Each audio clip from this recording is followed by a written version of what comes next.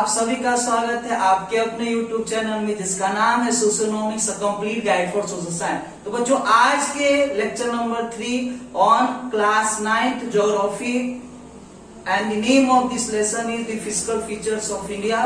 और इस लेक्चर में हम लोग पढ़ने वाले हैं दो टॉपिक। एक टॉपिक हम लोग पढ़ेंगे नॉर्दर्न प्लेन और दूसरा टॉपिक हम लोग पढ़ेंगे peninsular plateau region of India. तो बच्चों अब तक यदि आपने मेरे चैनल को सब्सक्राइब नहीं किया है तो मेरे चैनल को जरूर सब्सक्राइब करें ताकि मैं बहुत ही ज्यादा मेहनत करके आपके लिए फ्यूचर में भी ऐसे इंटरेस्टिंग वीडियो बनाते रहूं।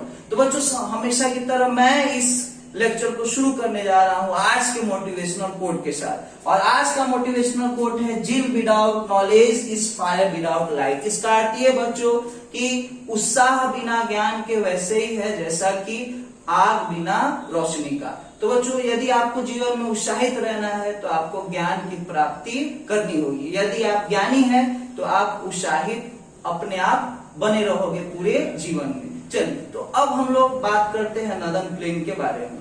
आपको बच्चों पता होना चाहिए कि हिमालय माउंटेन के साउथ में हमारे इंडिया में एक प्लेन फर्टाइल रीजन है और इस प्लेन फर्टाइल रीजन को नॉर्दर्न प्लेन के नाम से जाना जाता है। अब ये जो नॉर्दर्न प्लेन है वह सिल्ट और सेडिमेंट्स के डिपोजिशन से बना है जो कि लाया जाता है 3 मेन हिमालयन रिवर सिस्टम। और ये 3 मेन हिमालयन रिवर सिस्टम है the Indus river system, the Ganga river system और Brahmaputra river system. Northern plain का total area 7 lakh square kilometre है। नॉर्दर्न प्लेन का लेंथ 2400 किलोमीटर है। नॉर्दर्न प्लेन का विड्थ 240 to 320 किलोमीटर तक है।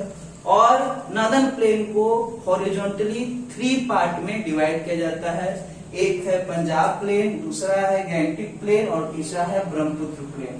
पंजाब प्लेन इंडस रिवर और इंडस रिवर के जो 5 ट्रिब्यूटरीज हैं उनके कारण पंजाब प्लेन का फॉर्मेशन होता है। गैंगटिक प्लेन का फॉर्मेशन गंगा रिवर और गंगा रिवर की जितने ट्रिब्यूटरीज है उनके कारण फॉर्मेशन होता है गैंगटिक प्लेन का। और ब्रह्मपुत्र प्लेन का फॉर्मेशन ब्रह्मपुत्र रिवर और ब्रह्मपुत्र रिवर की जितने ट्रिब्यूटरीज है उनके कारण होता है। बेसिकली आप देखिए बच्चों की होता क्या है कि हिमालयन रिवर जो है वह माउंटेन से जब नीचे की ओर आती है तो जब फ्लैट रीजन मिलता है हिमालयन रिवर्स को तो फ्लैट रीजन में जो वेलोसिटी होता है रिवर के वाटर का वो काफी ज्यादा कम हो जाता है। और वेलोसिटी जब रिवर वाटर का कम होता है तो रिवर वाटर डिपोजिशन करना शुरू कर देती है सैंड, सिल्ट और रॉक पार्टिकल्स का। और इसी से एक प्लेन फर्टाइल रीजन फॉर्म होता है हिमालय माउंटेन के साउथ में। और इस प्लेन फर्टाइल रीजन को नॉर्दर्न प्लेन के नाम से जाना जाता है। अभी नॉर्दर्न प्लेन का वर्टिकल डिवीजन भी है। नॉर्दर्न प्लेन को यदि हम लोग वर्टिकली डिवाइड करें तो हम लोग पाएंगे भाबर, तेराई, खादर और बांगर। आप देखिए बच्चों कि भाबर उस क्षेत्र को कहा जाता है जहां पे बहुत सारे बड़े बड़े रॉक्स पाए जाते हैं और इन रॉक्स में जो वाटर स्ट्रीम होते हैं वो छुप जाते हैं। अब भाबर के साउथ में आप देखिएगा जो क्षेत्र पाया जाता है उसे तेराई का क्षेत्र कहते हैं। और तेराई के क्षेत्र में जो वाटर स्ट्रीम है वो फिर से दिखना शुरू हो जाते हैं। तेराई मार्शी लैंड है और तेराई रीजन जो है बहुत ही डेंस फॉरेस्ट से घिरा हुआ है। आप देखिएगा कि ये जो स्मॉल वाटर स्ट्रीम है आगे चल के वो रिवर्स का रूप ले लेते हैं। और रिवर्स के पास में जो न्यू एलुवियल सॉइल पाए जाते हैं जो काफी फर्टाइल होते हैं उनको खादड़ कहा जाता है। और रिवर से दूर जो ओल्ड एलुवियल सॉइल पाए जाते हैं उसे बांगर कहा जाता है। तो आप देखिएगा कि हॉरिजॉन्टली हम लोग नॉर्दर्न प्लेन को 3 पार्ट में बांट सकते हैं, पंजाब प्लेन, गैंगटिक प्लेन और ब्रह्मपुत्र प्लेन। और वर्टिकली हम लोग नॉर्दर्न प्लेन को 4 पार्ट में बांट सकते हैं, भाबर, तेराई, खादर और बांगर। बच्चों एक बहुत ही इंपॉर्टेंट क्वेश्चन पूछा जाता है एग्जामिनेशन में और वो क्वेश्चन है कि why northern plain is called the agriculture belt of India. तो इसका आंसर बहुत ही ज्यादा सिंपल है बच्चों, आप ध्यान से मेरे आंसर को सुनिएगा। तो आप देखिए बच्चों कि नॉर्दर्न प्लेन जो है वह एलुवियल सॉइल के डिपोजिशन से बना हुआ है, साथ में नॉर्दर्न प्लेन में फेवरेबल क्लाइमेटिक कंडीशन है और नॉर्दर्न प्लेन में बहुत ही सफिशिएंट क्वांटिटी में वाटर अवेलेबल है। इन सभी चीजों के कारण जो नॉर्दर्न प्लेन है यहाँ पे बहुत ही ज्यादा एग्रीकल्चर एक्टिविटीज होते हैं और हाई क्वांटिटी में एग्रीकल्चर प्रोडक्ट्स प्रोड्यूस होते हैं और इसीलिए नॉर्दर्न प्लेन को एग्रीकल्चरल बेल्ट ऑफ इंडिया कहा जाता है।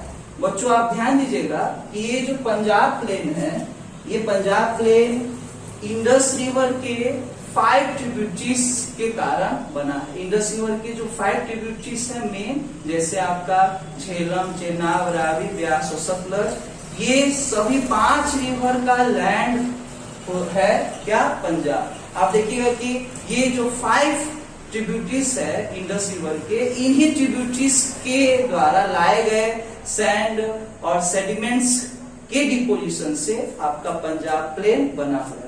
यदि नॉर्दर्न प्लेन का अगर सबसे बड़ा पार्ट के बारे में यदि बात किया जाए तो नॉर्दर्न प्लेन का जो सबसे बड़ा पार्ट है वो है आपका बांगर।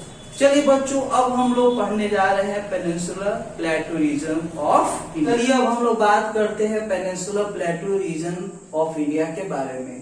तो नॉर्दर्न प्लेन के साउथ में जो ट्रेंगुलर ओल्डेस्ट लैंड मास है इंडिया का, उसे peninsular plateau region of India कहा जाता है। अब ये peninsular plateau region of India काफी ज्यादा रिच है अनेकों तरह के मिनरल्स में। आपको पता होना चाहिए कि peninsular plateau region of India का फॉर्मेशन हुआ है लावा के कूल डाउन होने से। मिलियंस एंड मिलियंस ईयर से वो वोल्केनिक इरप्शन हुआ और इस वोल्केनिक इरप्शन में जो भी लावा निकले, उन लावा के कूल डाउन होने से आपका पेनिनसुलर प्लेटू रीजन का फॉर्मेशन हुआ है। पेनिनसुलर प्लेटू रीजन को हम लोग 2 पार्ट में डिवाइड करके पढ़ते हैं। जो नॉर्दर्न पार्ट है पेनिनसुलर प्लेटू रीजन का, उसे सेंट्रल हाईलैंड कहा जाता है और जो सदर्न पार्ट है पेनिनसुलर प्लेटू रीजन का, उसे डेक्कन प्लेटू के नाम से जाना जाता है। चलिए अब हम लोग पेनिनसुलर प्लेटू रीजन को डिटेल में जानते हैं। तो बच्चों यहाँ पे आप देख सकते हैं कि नर्मदा रिवर के नॉर्थ में जो पेनिनसुलर प्लेटू रीजन का पार्ट है उसे सेंट्रल हाईलैंड कहते हैं और नर्मदा रिवर के साउथ में जो पेनिनसुलर प्लेटू रीजन का पार्ट है उसे डेक्कन प्लेटू के नाम से जाना जाता है। यदि सेंट्रल हाईलैंड की बात की जाए तो इसमें अरावली रेंज है, मालवा प्लेटू है, बघेलखंड प्लेटू है, बुंदेलखंड प्लेटू है, छोटा नागपुर प्लेटू है और विंध्या रेंज है।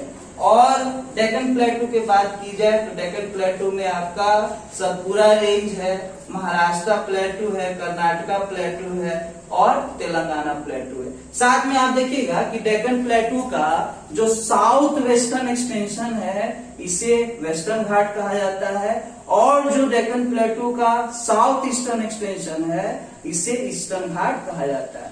एग्जामिनेशन में बहुत बार पूछा जाता है question, differentiate between the Eastern Ghat and Western Ghat. तो आइए अब हम लोग डिफरेंशिएट करते हैं ईस्टर्न घाट और वेस्टर्न घाट के बीच में। तो आप देखिएगा बच्चों कि जो वेस्टर्न घाट है ये कंटिन्यूअस है और जो ईस्टर्न घाट है वो डिसकंटिन्यूअस है।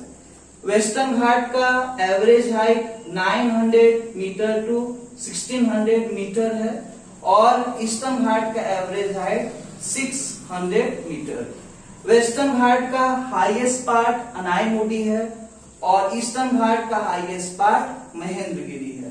आप देखिए बच्चों कि ये जो ईस्टर्न घाट है वो डिसकंटिन्यूअस इसीलिए है क्योंकि इंडिया का जो पेनिनसुलर प्लेटू रीजन है वो टिल्टेड है towards the Bay of Bengal और इसी वजह से जो रिवर्स है उनको नेचुरल स्लोप मिलता है बे ऑफ बंगाल की तरफ और ज्यादातर इंडिया में जो रिवर्स है वो फॉल करते हैं बे ऑफ बंगाल में। और आप देखिएगा बे ऑफ बंगाल में फॉल करने वाले जितने भी रिवर्स हैं सारे मूव करते हैं ईस्टर्न घाट की तरफ और इसी वजह से ईस्टर्न घाट में जगह जगह पे आपको ब्रेक्स मिलेंगे और ये ब्रेक्स जो है वो ईस्टर्न घाट को डिसकंटिन्यूअस बना देंगे।